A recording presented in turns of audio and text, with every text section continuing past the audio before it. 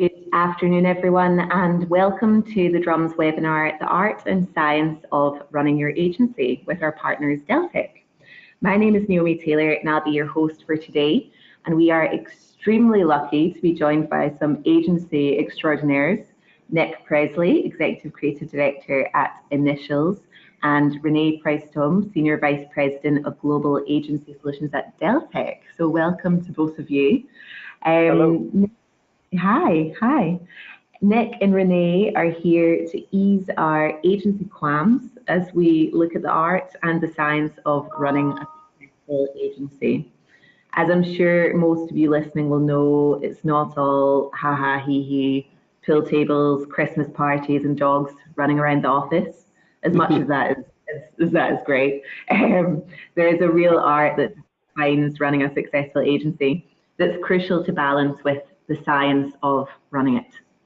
We could separate this art and science into the creative side and the strategy side, if you will. We like to run a very interactive webinar at the Drums, so that's housekeeping. You can pop any questions you have for Nick and Renee in the chat box at the side of your screen, and I can ask these questions at the end. But first of all, I would like to ask our speakers, what to you makes a successful agency? And Nick, I think you can kick us off here, if that's all right. Yeah, I mean, a very weighty subject. For me, there's two main drivers. One is from a client point of view, and one is an internal point of view, although they're both sort of interchangeable. And I think the first one, more from a client point of view, is about defining your uniqueness. What makes you as an agency, makes you what you are? What is your clear proposition? What makes you different? What makes you memorable? What makes you salient? And ultimately, you need to give clients a reason to think about why they would put you on their pitch list. So that, for me, is one really important thing. But the second one, and in fact, I feel is more important, is about knowing who you are as an agency and as people, and actually spending quality time working out what you stand for. A lot of people call it your culture. I think I prefer to use DNA, because it's about what's built inside you. So clearly defining your vision, your mission, your values, and ultimately that all ladders up to your proposition. And you know, as agencies, we do this all the time for our clients and our brands, but I think it's vital that agencies spend time doing it for themselves and looking inside. And you know, there's a temptation when you start up to just get straight on to answering as many briefs as you can, bringing in as much income as you can, and you forget, and it's hard to get to doing those fundamentals. So we worked really hard at doing this over a 6-month period, albeit 5 or 6 years into our existence at Initials. And then once you've worked out what that is, you drill it into everyone. So for example, every month we have an agency catch up, and we have specific rewards based around our 4 key values. And then when you find it, it's having that confidence to keep it, but also not being frightened to update it, constantly revisit and update it. And we've done that a number of times in our existence. So for me, it's those two things: defining your uniqueness and knowing who you are. Brilliant, thank you. And Renee, what about yourself? What do you think? I can definitely resonate to that, Nick. And it always also speaks to one of the things I'll speak a bit about later. Once you've defined your DNA, you know, having the guts to say no to clients or say no to work, which doesn't bring you in the right direction. I think that's very important. But building on top of what you said, Nick, I think, you know, having measurable KPIs in an agency is very, very important. Making sure, you know, from the science part that you were talking about, Naomi, earlier, you know, making sure that your agency stays on track on the DNA side, first and foremost, but also, you know, on the business KPIs set up. Brilliant, thank you very much for that. Those are really good definitions coming from the art and the science side of running your agency. So now, Nick, I'd quite like to chat to you about how you approach running your team, how you focus on creatively charging your talents without losing sight of what else is happening in terms of strategy and business vision. You've had a lot of experience in agency land. You've been responsible for creative teams that have won over 150 industry awards, and you're passionate about developing fresh new talent and not that I was stalking you on LinkedIn, but I was, and you joined Triangle Group as a baby boy, and you left as a creative man. So I bet there's a lot of stories in those years at Triangle Group. I feel like it speaks volumes to your experience. So thank you very much for joining us today. We're really lucky to have you. So I'd like to speak to you about how you're managing your team. You've recently moved offices, and they're very beautiful offices, as a matter of fact, after visiting them the other week. Do you think that this, sort of location change has enlightened your team to think a bit differently? Yeah, in a word, yes, absolutely. We spent a lot of time working on how to get people, thinking about how we get people to think, and I think the environment they work in is a really important part of that. And this is the third time we've moved. In the two previous moves, we do what all young companies do, all startups do, with limited resources. They do it themselves. They go to IKEA with a van or two. Nothing wrong, by the way, with IKEA stuff. It's fantastic. But you kind of work into a budget. You fill it up and you do it all yourself. And you kind of make do. And often you rely on a small number of individuals to really drive the environment through. This time, so we moved about 6 weeks ago, and we spent a lot of time thinking about what we wanted. And we then also were in the fortunate position where we could invest a little bit of money in that and ask a sort of professional company to help us do it. And think about the environment being conducive to being creative. So things like lots of breakout areas, lots of quiet spaces where you can just go and sort of hide and work. Hot desking, so giving people the ability who maybe work in different disciplines, but all working on the same project or client to work on desks together, so they can sit and they can talk. And actually, I think one of the most important things we've done, and it's really changed the nature of the agency, is we've got places where we can sit together away from our desks and have lunch. So it's amazing at lunchtime you see upwards of 10, 15 people all sitting together just talking. So that really helps. And then one other thing is just loads more storage space. So there's just not, I know creative people particularly are sort of renowned for the amount of clutter, and I'm probably the worst at this, just hoarding stuff, but lots of storage space where you can declutter and almost like make the place much freer for you to just think more and think more clearly. Yeah, that's really interesting. I suppose like the space to think leads on to our next topic, which is allowing people the time to think. In agencies, we're tracking time a lot. We're looking at, managing resource, but, as a creative, you have to, let ideas develop over time. How do you approach this at Initials? I think it's about getting the balance right. I think often people forget that great thinking or coming up with ideas actually needs time to hatch, time to have ideas that just ferment a little bit. And in this day and age, everything is so immediate, urgent, always on. The expectation is there that we have less time to do stuff and to do more of it. And sometimes it affects the most important part of the creative process, which is thinking time. I call that time to play. Play with ideas.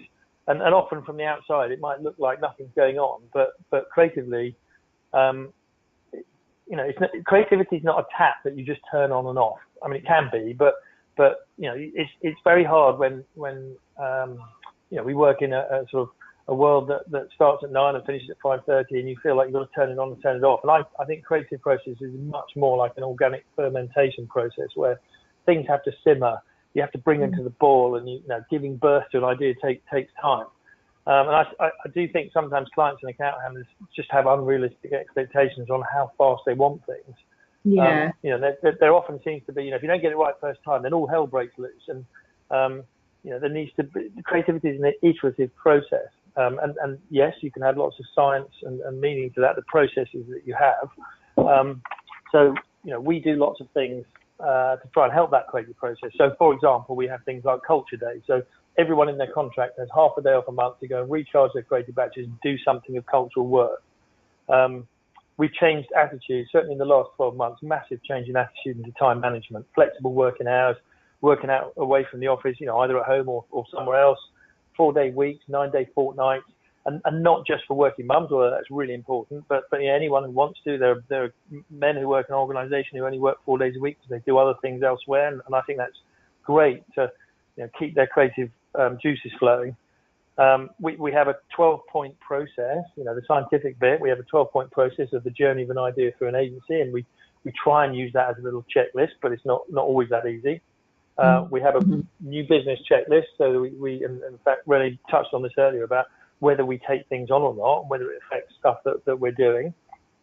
We've introduced an appraisal system called Open Blend, which is, again, we've probably been doing it for about 8 months now, and it's really turned on its head. So in the old days, it used to be about balance, work-life balance, and the trouble with balance, it implies that when one thing's up, another thing is down, whereas Open Blend is about blending your home life and your work life and everything else that goes around it, blending it all together and making it all fit. And it's about how you manage that as an individual, not just us, just the management dictating to people and telling you how they want things to happen.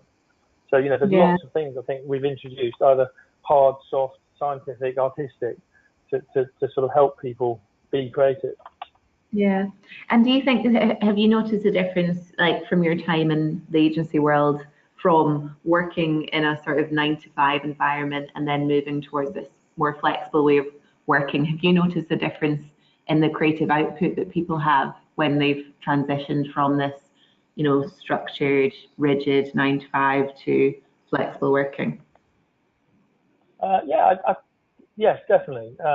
And you need to have more grown-up conversations. You need to treat people like adults. And someone says they're working at home, you totally accept they're working at home. And I mean, one of the key things is to make sure you've got brilliant Wi-Fi links, you've got great data file processing and all that sort of stuff to make it really easy.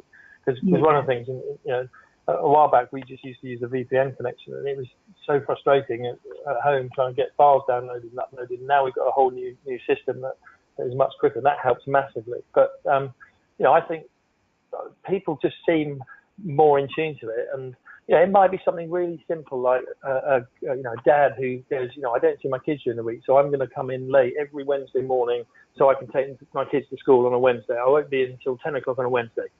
That's absolutely fine by us. And, as long as the work gets done, you make it up, or might not even have to.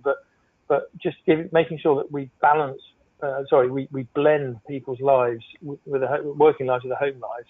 Yeah, I definitely think that makes a big difference. Yeah, brilliant. And I suppose that kind of, it leads on to the sort of the big question in agency land, which is talent. Everyone's kind of worried about, our sort of economic, societal issues and how that will develop talent in the UK. It's always kind of been a challenge, but I feel like it's been at the forefront of agency minds more recently in the last few years since Brexit and every other political issue under the sun. Do you think that your approach to allowing time to think and knowing who you are as an agency, do you think that leads to talent retention? And how do you think that talent retention affects client tenure and satisfaction? Do I think it leads to? Well, I guess yes. Logic says that it does. I mean, we always get really positive feedback from people who work here and freelancers who come in, particularly from my perspective on the creative side, who say they find our culture and our atmosphere really refreshing and supportive. From a client retention point of view, well, our 4 highest billing clients we've worked on for between 4 and 10 years. So I guess both those things say something. But the other side of that coin is to remember that and I've seen this in all 3 agencies I've worked in, that you go through waves and phases. So there will be periods for a long time when no one leaves, no staff leaves. If you're lucky, clients don't leave. You may win a few, but you don't necessarily lose any. And then you might get a period where there's a flurry of people moving on and clients turning over. And I actually think that can be a good thing. There's nothing wrong with that. Refreshing people, refreshing clients, it keeps you fresh as an agency and it keeps you hungry. So one has to have a confidence in managing these periods of change and be patient sometimes when change can be good. So again, I've sort of used this word a couple of times. It's about getting the balance right, isn't it? Yeah, definitely.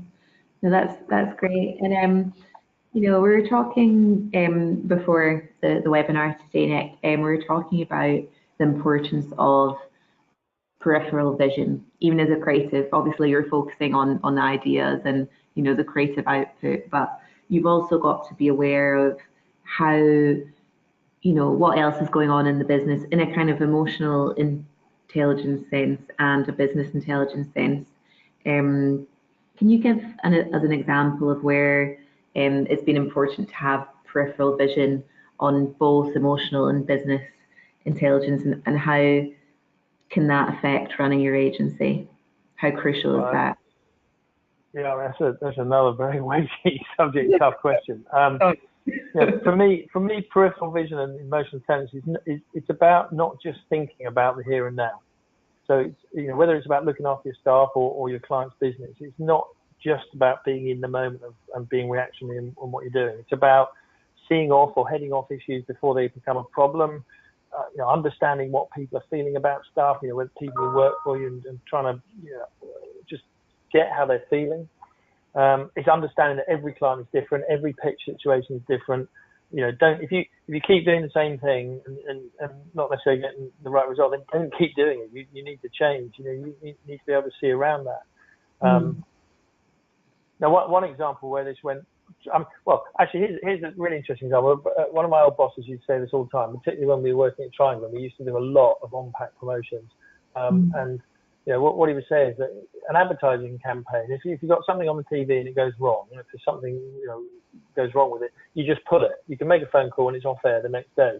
If you're on 98 million chocolate bars out in retailers and corner shops all around the country, you cannot just pull something. So there has to be an enormous amount of rigor that goes on before you put promotional activation on pack, on shelf, or whatever it is. But one thing went quite interestingly wrong for us. We were pitching on a big experiential campaign for a dessert brand. It was a new dessert brand. They had a new TV campaign featuring various healthy foods like fruit, demonstrating and protesting because they were upset that this new dessert they were launching that was so healthy. It was a new healthy dessert and natural fruits, and we were upset. So the TV ad had these fruits protesting out on the street. Now, I've always been a massive fan of big fan of pitch theatre. So we've done things like we've had celebrities hiding in cupboards and jumping out to surprise clients. We've used actors to create live theatre in a pitch meeting. I've linked to a live national radio show and persuaded the DJ to present an idea for us live on air. I've even made a whole presentation to a senior client in nothing but a pair of Speedos, which I have to say is not my finest hour, but we'll let them about them, yeah, better. And we've even had there was a lot of laughing here. And we've even had a member of the creative department dressed as Spider-Man climb down a fire escape and burst through a window to deliver creative work. So I'm a big fan of sort of creating theatre. Countless other examples I could give you.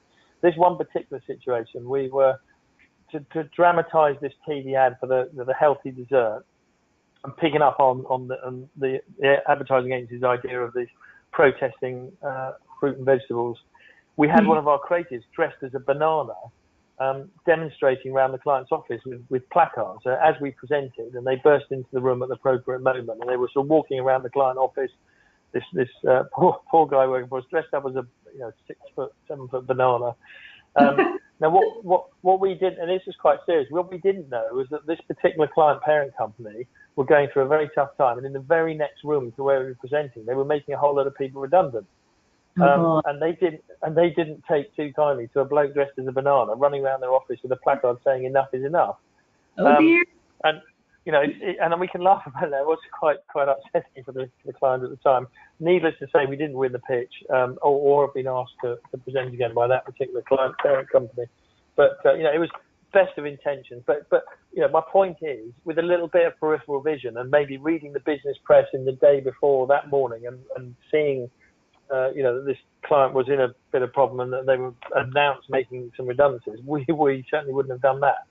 So, yeah. You constantly need to be on it and know what's going on in the world.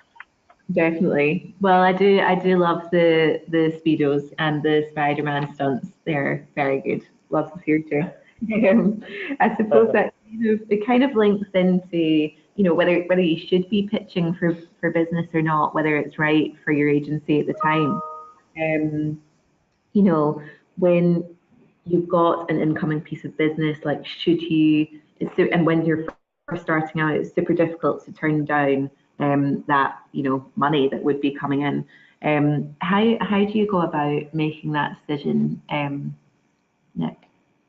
Well, this comes back, I think, to what I was saying earlier about knowing who you are and what you believe in and what your beliefs and your values are, and having confidence in yourselves. And I guess confidence comes with, having a number of years of experience. I also think it comes with knowing how to win a pitch. And by the way, I think there's a real art in how to win a pitch. And sometimes you can sniff it at the beginning, whether, this is going to be very difficult to win for whatever reason. And saying no to pitching on something is a big weighty decision for you. You don't want to come across as arrogant, and there may be a whole host of different reasons. And one of the things we do is we have a 10-point checklist. So when a new opportunity comes into the agency, at least two people, one involved with the opportunity and one not involved at all, go through this checklist, ticking things off. And if it doesn't achieve a score of 75%, we don't necessarily turn it down, but then questions are really asked, and we have maybe a discussion with a wider group of people as to whether or not we should be doing it. And I appreciate this may sound a little bit arrogant, but I think, for me, it's a bit more about being confident. If you believe in yourselves as an agency, and there has to be a point where you stand up for what you feel is right.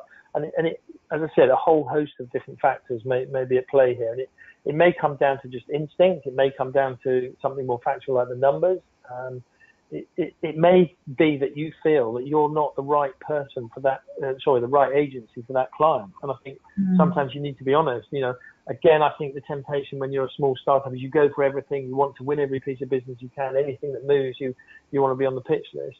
And I guess with a bit more time and perspective and reality, you think, well, actually, if we go for that piece of business, it could seriously affect this other piece of business, which is a client that we've had for a number of years, and we totally respect them and want that relationship to continue, and we don't want to put that at jeopardy. So it's a massively fine line balance between the two, and I guess there is not a right or wrong answer with any of that. It's just what you feel you have to do as instinct. We've in the last from 6 months ago, over a 12-month period, we actually resigned 2 clients. One because we just didn't feel like that they, I'm going to be really blunt here, treated our staff with much respect. And when you have members of your staff coming back very emotional because they've been treated very badly, then you feel like you have to stand up for them. So that was one situation. Another situation, it just financially we could not make the numbers work. And whilst we loved doing the work and we really respected the client, there was a certain point where you go, we just can't keep doing this. Yeah. So, making that decision is never easy. And as I say, you really don't want to come across as arrogant. That's certainly not a value that we would want to subscribe to. But you have to think of your staff and the bigger picture. And I use that word, emotional intelligence. You use a bit of that to make decisions. Yeah, it's all about and again, it's your mantra of knowing who you are, and that makes you a success, really, because you don't want to do anything that is going to affect your staff or your clients, and I think it's confidence as well. Thank you so much, Nick. That was really interesting. I think we've kind of gone over the art just there. So if you have any questions for Nick, please do pop them in the chat box at the side, and we can have a good interactive Q&A later. So I'd like to move on to the science of running your agency now. Renee, you have got some really in-depth knowledge on how you can further, this peripheral vision that we were talking about earlier with the help of technology.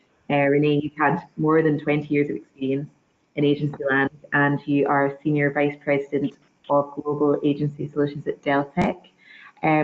So you are very well versed in what we need. And you're going to take us through the science, the maths, and the research into how to run a successful agency. So thank you, Renee. Thank you, and thank you, Naomi. Very, very good points, Nick, I think. And I'm really happy that you have this nice picture on the screen. And I'm really happy that this goes on online, so you can't see me. I'm sitting here in my Speedos in my homework office. Just kidding. Anyway, no, I definitely agree to a lot of the points you raised, Nick, and it's a great segue to what I will be speaking about in the science part of things. So, I mean, the science, the math, the research.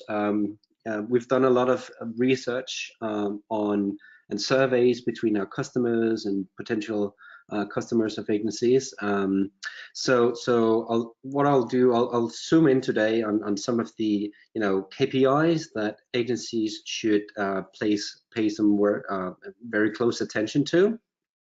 And first off, let's just look at some of the challenges that we've kind of dug up, and they should come to definitely no surprise to you. Overservicing. Almost 50% of agencies report loss of 11% of more due to overservicing. 75% struggle with consolidating their data because they use different systems. Even though 30% of agency staff change job every year, only 70% of agencies are tracking employee satisfaction scores. And I'm very happy that, Nick, that you spoke a bit about that. This is a thing that is near and dear to me. Make sure that that your staff are happy, and this also is a segue to speak about taking on great clients or saying no to clients that are not that great. I'll speak about that a bit later as well. 44% thinks that they should grow more. They could grow more by leveraging their data better.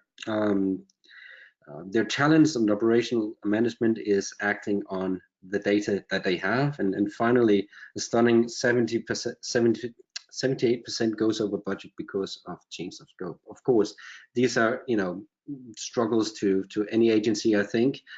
So what I want to do today is kind of zoom in on the KPIs that potentially you should look after, as I said, and then how you might be able to improve them.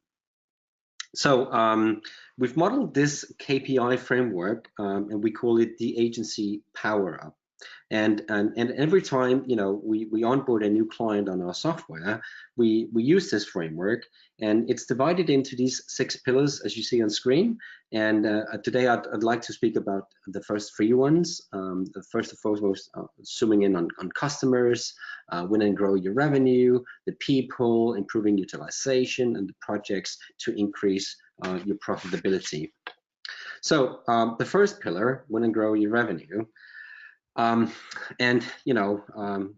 Segue to what Nick was talking about, make sure you select the right client. I've seen numerous agencies chase, well, basically any client with a potential project. And the problem is, if you do not do some math around the potential future revenue or do the checklist, the client risk profile, you might end up with a client that gives you a bad revenue or unhappy employees.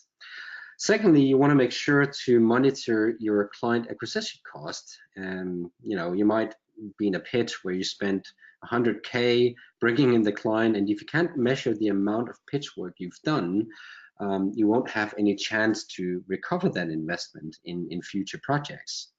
So in my belief, the initial investment should be a part of that overall client net margin. So make sure that you have the KPI in place or a system that can measure that. Sorry, bit too ahead. So my next point is a bit more controversial, or at least I thought it would be when I saw the research results. The research shows that you only have to have between 15 and 22 active clients at a time. I was stunned when I read that. But then I actually went and analyzed 100 customers of ours, and what I pulled out of that was, the most successful agencies only had between 15 and 25 clients, and I think the reason why, they can really focus on those clients, and the relationship doesn't wear out necessarily, and then there's fresh, creative thinking around having fewer clients. So I think it really underlines that you should pick the right client for your agency, and be bold to say no when it's not the right fit. Speaking about kind of agency risk profile, or sorry, client risk profile. Let's have a poll. What is the max percentage of a client should represent of your total revenue? Is it 15 or is it 25%?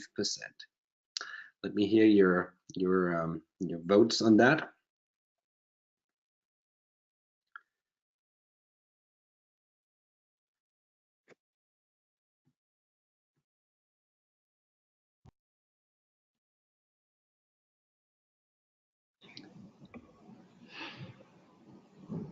A majority says that 15% is the right answer. 78% thinks that, and 22 thinks 25%. According to the research, 15% is the right answer. And you don't want to lose a client, of course, with the contribution of 25% of your total revenue. It's a very significant loss, and you won't be able to recover from that loss very soon. So you want to maintain a balance between having very large clients and making sure that they don't fill up your entire revenue. Let's speak about the intake of new clients. You need to have a strategy, and again, math can potentially help you a bit here, but also as Nick said, you need to make sure that there's this good feeling about taking in a client. So with exceptions, of course, a client should only stay for you for 2 to 3 years. I've really underlined with exceptions, because there are numerous examples of great client agency relationships that last for many years. But you need to pay attention to potentially some of the warning signs when the relationship went out. Maybe you start to date their kids, or you get questions like, "Hey, we want the same campaign as last year, just 30% cheaper." That's what you want to pay attention to. The intake of new clients should be around 3 to 4 clients every year, and to get to that, you need to be invited to around 50 pitches, and say no to a lot of them, and participate in 12 of them. I don't know, Nick, if you have any comments on that. At least that's what our research is showing. Your mailing list should have around 8,000 opt-ins to get to that pitch invite number, and 8,000, that's a lot of people. And of course, the more interesting your newsletters is, that's only talking about, hey, new wins, but really, what's moving in the marketplace, of course, would be more appealing and will get you to that number. All right, so let's speak a bit about my next pillar, improving utilization. So we've talked a bit about new business and revenue. Let's try to combine that with that new business KPI to utilization forecasting. So your forecast, as you can see here on the screen, that's the blue kind of line, if you like. The project intake looks good, and you might bring in freelancers, or even you want to hire new staff because everything looks good, but 3 months later you have to reduce, and the point is, if you don't have the data that will tell you when you need to hire or fire, then you cannot forecast your utilization. And with time being your biggest revenue contributor, this KPI is really, really important, allowing you to see the forecast, combine that with your capacity, so you can balance that out. My next slide, we'll talk a bit about another poll about agency average staff utilization. So What do you think? Is it 60% or 70%? We're not talking including holidays here, so it's just pure working time, 60% or 70%.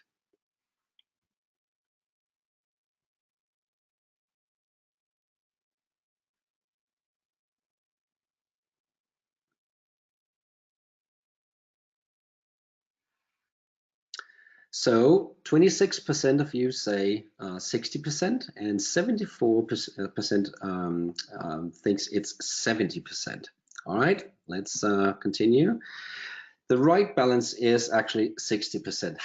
However, and this might come to a surprise to you. When we're looking at other industries at Delta, we have products for other professional services industries like architects and engineering. It's much higher than that. In fact, up to 90% in some industries. So I mean, 60 and 70% is quite good for an agency because, in fact, the analysis that we've done shows that the average utilization in agencies is in fact only 42%. So clearly agencies are very struggling with margins, and this actually leads me to the final pillar, increasing profitability. So in a recent survey, we survey many hundreds of agencies every year. So in this recent survey, 78% of agencies told us that they often or sometimes go over budget due to scope changes. And furthermore, the overrun is between 10 and 25%. So if you do some math, again, math science, if your agency completes around 300 projects per year with an average budget of maybe 5,000, then you're looking at a loss between 117 and 292,000 per year, and then that's kind of 1 or 2 new staff that you can hire for that money. So one of the takeaways I'd like you to think about is how your business model is about your business model and how you sell your services. Let's do the final poll on how you sell your services normally, or the majority of you would sell your service. So retainer-based projects, project-by projects, fixed price projects, and what I call capabilities projects. This is where you sell a team of people that only works for that client in a specific time frame, or potentially all of the above. Let me hear your answers. So majority is project by project, and nobody sells capabilities projects. Maybe I was too fast of calling the poll, and 42% of you is all of the above. 12% is retainer based. So the thing is, there's no right or wrong, albeit I've seen some pretty good profitability results in selling these capabilities projects, but hey, think about these different models the next time you negotiate a project with your client. Sorry, my Siri goes crazy for some reason. Invite webinar. All right, so the next KPI is the next topic is looking at the KPIs around getting estimates and pricing right. So too many guesstimates. We did a recent survey. 69% admitted that they relied too much on guesstimates when producing estimates. Hey, I can rhyme. So we definitely see a process disconnect between account services and delivery as one thing. And it gets even worse if you do not have any, quote, template structure in place. So make sure that your agency business systems support that, and make sure to follow up on that template structure at least once per year, and evaluate and make changes to your process if you spot overrun patterns. Could be, the same type of delivery, the same client, the same employee, and nail that down and adjust your processes or templates accordingly. Finally, let's talk about price pressure and margin pressure. So, cost goes up. That's the red line here. And actual client rate, clients are asking for getting more content produced for less money. We all know that, of course. And if on top you have your write-offs and your scope creep, and finally you have your new business investments time. The point is you can't really change what you don't measure. So make sure that you have your KPIs in place. Blend it very nicely with the art side of things that Nick was talking about. And thank you for participating today. And I hope I gave you some food for thought. And feel free to connect to me on LinkedIn. I'm sharing many of these poll results on a regular basis. So thank you. Thank you very much, Renee. That was really interesting. Lots of stats and interesting insights that we can take away with us. So, Nick, I'd quite like to ask you what you thought about some of the stats that were shared there from Renee. What did you think about the fact that only 48%, there's 48%, the staff utilization is 48% in sort of Western agencies? What did you think about that? Do you think that seems about right?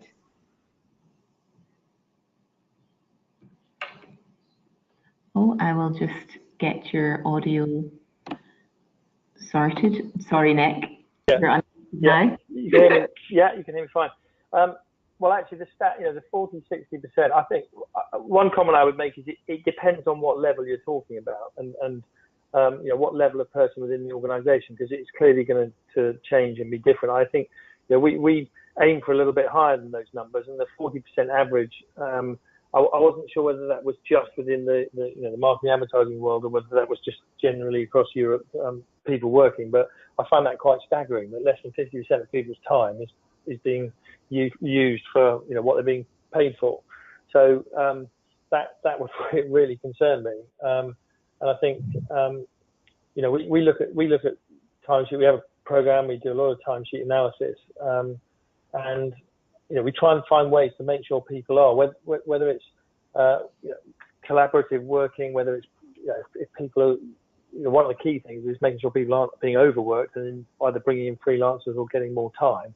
But certainly, I would want it to be more than 60, 70% utilization. Yeah. But yeah. Definitely. I was very surprised on that number as well. I cross-checked it against these 100 clients, and the math was the research was actually showing exactly that number. So it was. Oh no, I'm not disputing the numbers. It does surprise me a little bit. Yeah. And it's a very difficult one. Yeah, it's really interesting. Also, the point that 69% of agencies are sort of acting on guesstimates. That's quite staggering as well. So really interesting insights there, Renee. Thank you so much. These slides will be shared with everyone, so you can have those to hand when you're reporting back, if you're going to. So that was really good. There's so much in there where we can sort of marry the art and the science of running a successful agency. So now it's time for a bit of Q&A, and we've had quite a lot of questions through. So Renee, I think we'll start with you, seeing as you're fresh in mind. Do the metrics that you showed earlier, do they vary between small and large agencies, or do you think the metrics should remain the same despite what size of agency you are? Yeah, definitely latter. The metrics are exactly the same, and the KPIs that should be measured are exactly the thing. Referring back to what Nick said in the beginning, if you're a young, fresh, startup agency, you'll take on any work that is presented to you, and that's fine as long as you're aware that you have a strategy and a plan for going forward, and of course with respect to the DNA. But hey, let's be honest, you need to have food on the table, right? But I think the KPIs applies to both large, medium, and big-sized agencies. Brilliant, thank you. And we've had a question about this, the staggering stat about staff utilization. Can you explain a bit more about how you would calculate that, Renee? Yeah, so you take the number of hours per day, basically. So most in the UK, it's 8 hours per day. You deduct holiday from that, and kind of average, not average, but public holidays as well does not include that number. So you end up with a number of hours per year, and then you look at how much time is being put into the system for billable work, and then you get the number. Brilliant, thank you. And Nick, we're kind of running out of time here, but we will send around these slides, and you will be able to contact Nick and Renee after the webinar if you have any more pressing questions. But finally, for yourself, Nick, what would your parting piece of advice be to agencies who are looking to balance the art and the science?